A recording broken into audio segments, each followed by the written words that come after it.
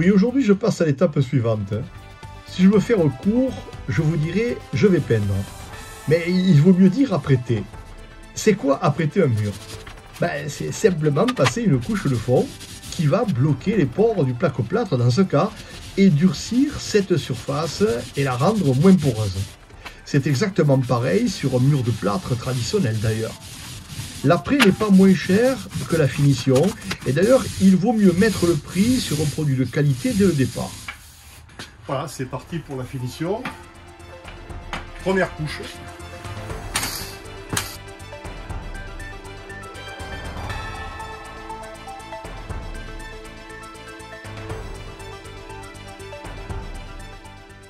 Tout ce que tu mettras dessus se comportera bien mieux et tu économiseras de la matière parce que ton support est moins poreux.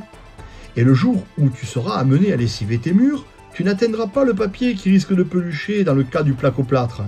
Et tu ne délaveras pas non plus la fleur de plâtre dans le cas d'une surface plâtrée en traditionnel. En définitive, tu anticipes pour toi, mais peut-être, oui, peut-être aussi pour ceux qui viendront après toi.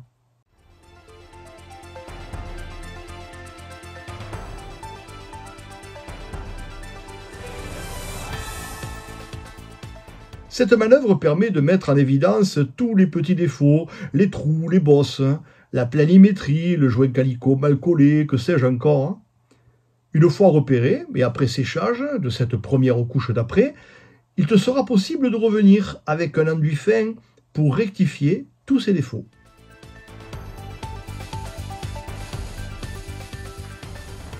Voilà, on a apprêté tous les murs, c'est terminé pour la première couche. Je vais rincer mon matériel et puis on va passer donc maintenant au contrôle des surfaces. Après séchage et ponçage de ces reprises avec un papier très fin, tu dépoussiéreras. Tu pourras recouvrir le tout avec la deuxième et peut-être même une troisième couche. Bien, ça dépend bien sûr du stade de finition que tu recherches.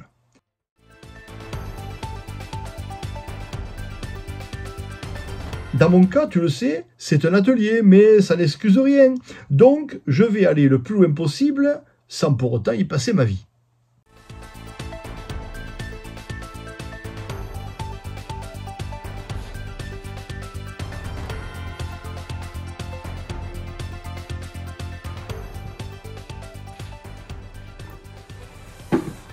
Oui, c'est vrai, c'est un atelier, mais disons que, comme je l'ai déjà dit, ça continue d'exercer ma main, mon œil. Voilà, c'est un peu comme un exercice. On prend du plaisir à faire les choses, et alors donc du coup je préfère que ce soit droit. Il n'y a pas de meilleur moyen que la lumière rasante. À l'époque, lorsque je travaillais sur Nice, j'avais découvert cette technique avec des laqueurs en bâtiment. Et tout était travaillé, même en plein jour. Toutes les pièces étaient complètement fermées et les peintres en bâtiment laquaient les plafonds, on se voyait dedans. Voilà, c'est absolument merveilleux.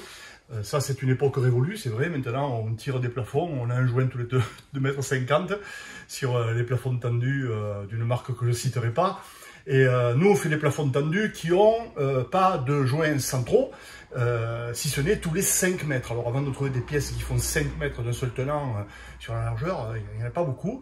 Voilà, donc pour revenir à la lumière, eh bien, j'ai appris cette technique, je devais avoir, j'étais en 22 ans. J'avais 22 ans.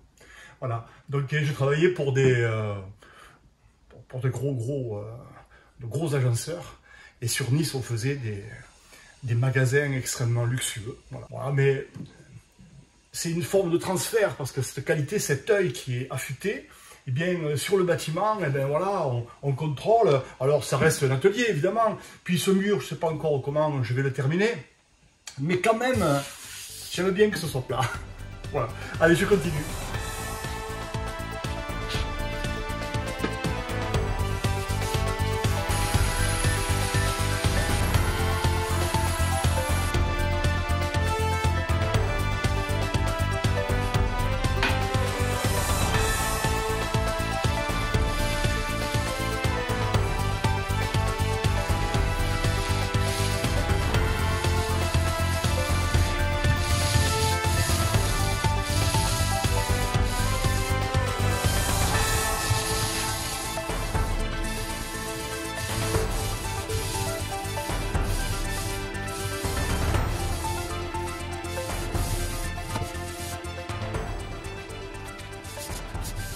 vous dire sur la peinture.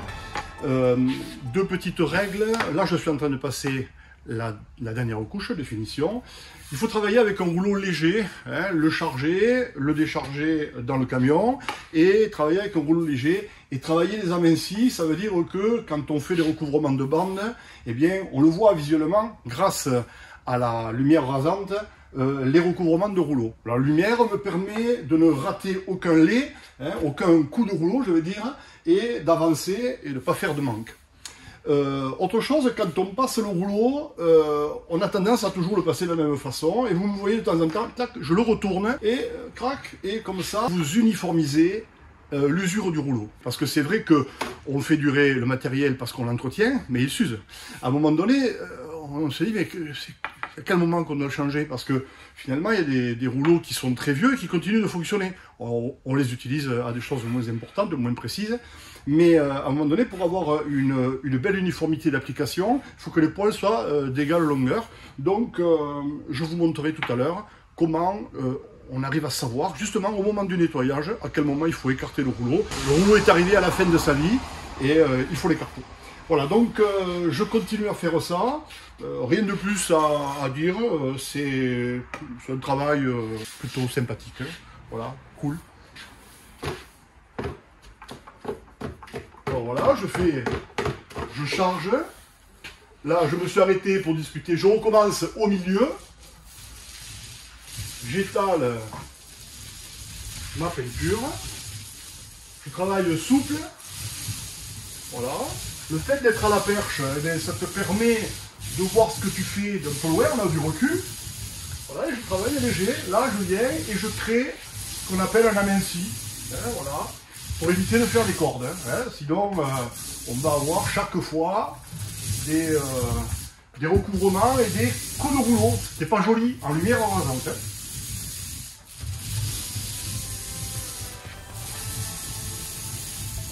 Et voilà. Voilà.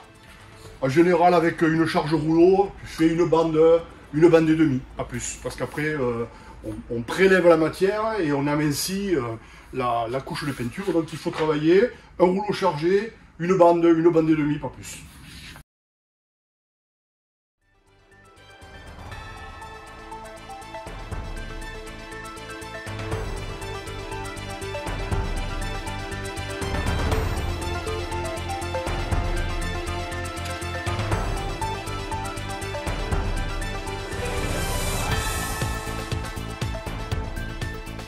Voilà, ça c'est simplement des faisceaux électriques que j'ai récupérés de mes déménagements successifs. C'est du cuivre. Voilà, celui qui conserve trouve.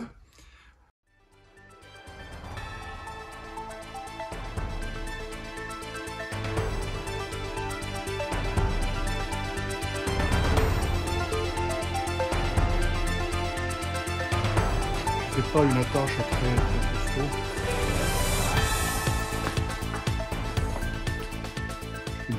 Simple. Voilà.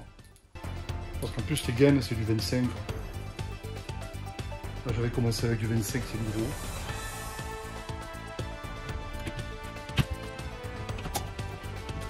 Eh oui, encore une fois, il me faut anticiper.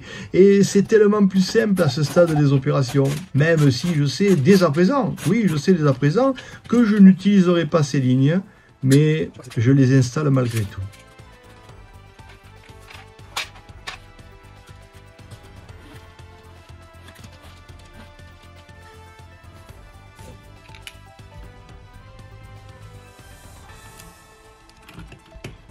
Sur cette vidéo, je te donne quelques conseils de base. Oh, rien de très compliqué. Mais je pense qu'il est important d'enrichir la saga de ces quelques conseils. Et qui sait, ça peut toujours servir. Il est possible qu'on ne te l'ait jamais montré comme ça, ou simplement raconté en images, hein, étape après étape. Hein. Alors voilà, rien que pour toi, c'est dans la boîte, c'est fait. Me voilà au nettoyage du matériel et je me dis que j'ai oublié de vous donner une information qui me paraît importante hein, sur la dernière vidéo qui traite du nettoyage du matériel pour le faire durer. Alors, à quel moment doit-on écarter un rouleau? Et comment fait-on pour le savoir? Eh bien, c'est ce que je vais vous montrer. Alors quand on est à la phase de nettoyage, l'eau doit sortir claire. Et ensuite, eh bien, pour évacuer toutes les particules de flotte, mais aussi peut-être les petites particules de peinture, on le fait rouler.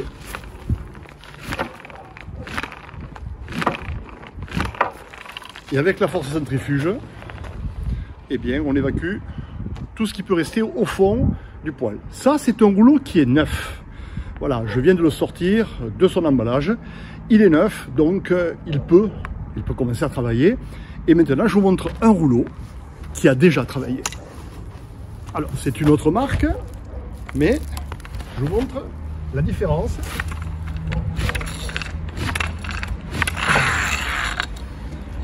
Vous le voyez tourner, il y a un creux ici, une bosse là et un creux là.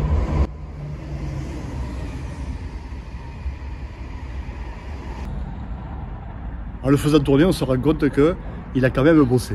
Mais on peut continuer à travailler avec ce rouleau. Voilà le rouleau avec lequel j'ai passé la deuxième couche dans le bâtiment, ce que vous m'avez vu faire sur la vidéo.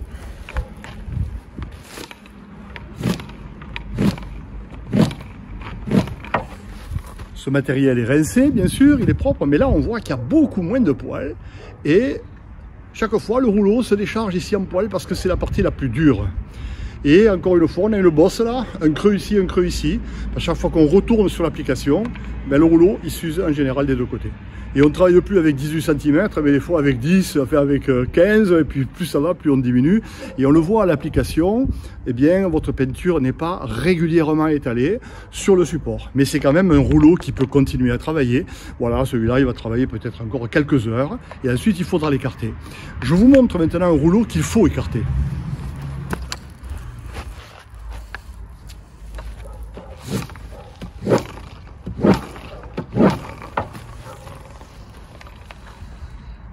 Voilà un rouleau qu'il faut écarter. Vous avez vu, il n'y a plus de poils dessus, il est déplumé. Ici, il est plat, donc on n'est plus sur du 18 cm, on enlève 3 cm d'un côté et au moins 2 cm ici. Donc voilà, grosso modo, on est sur 12-13 cm d'application.